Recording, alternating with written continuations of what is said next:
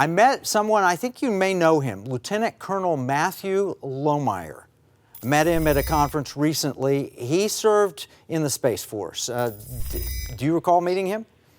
Oh, yes, sir. He was part of the Schriever Scholars, which is a program down in Montgomery, Alabama, when I was the university president for the Air Forces University.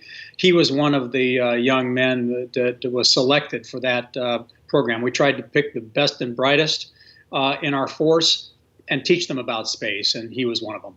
Oh, he's a great guy. I really enjoyed talking to him. He's suffered some troubles lately because he brought to the attention of the world Marxism that may be appearing in our military. And you know, that's something 20 years ago would have been uncontroversial. No, we don't want Marxists in our military. But unfortunately, our military is getting more politicized by the day.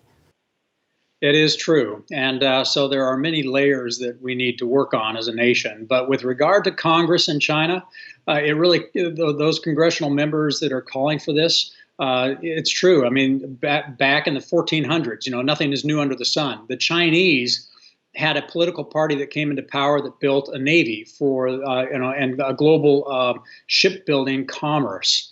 And the next party won the election. And because there was such hatred of the former party, they burnt all the ships to the ground. And that began their 600-year of economic decay that ended in the century of humiliation. And they've never forgotten that.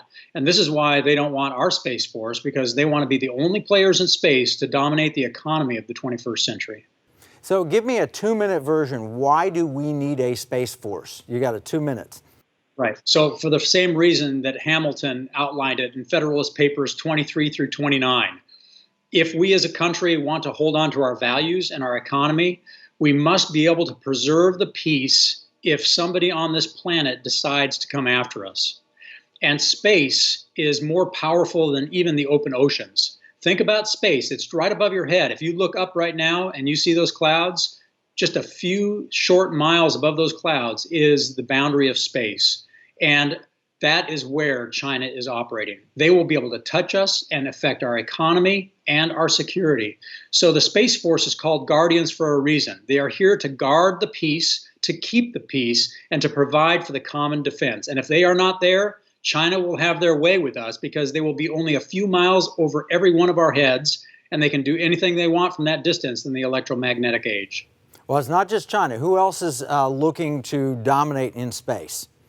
So Russia as well. But China is powerful because of their economic throw weight. They actually have more economic throw weight than America right now, even though we're the #1 economy, because of their dictator who can funnel all power and money to one vision. And that vision for China, if people aren't tracking, is the domination of space for the economic power of China that will translate into military and political power.